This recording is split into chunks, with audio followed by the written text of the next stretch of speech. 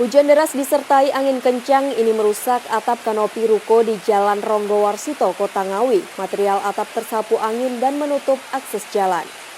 Selain merusak sejumlah fasilitas umum serta atap bangunan rumah warga, terjangan angin kencang juga merusak sejumlah fasilitas di Mapolres Ngawi.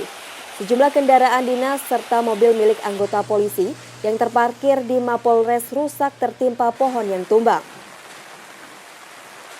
Sementara seorang warga terluka dan harus mendapatkan perawatan medis di rumah sakit akibat tertimpa atap warung milik korban yang ikut roboh tersapu angin.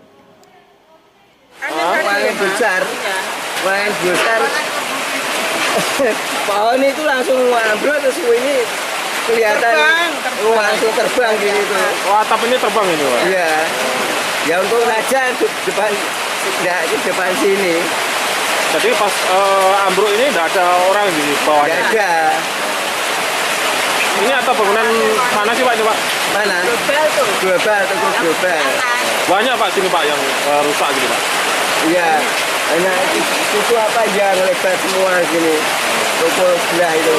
Khususnya yang ada di Polres Ngawi, ini ada kerusakan material yaitu kanopi yang ada di depan SPKT, panjangnya 10 meter, lebarnya 6 meter, tingginya 6 meter, itu roboh. Jadi mobil tidak bisa masuk, akses kendaraan tidak bisa masuk. Akhirnya malam ini juga langsung dievakuasi agar dilakukan pembersihan.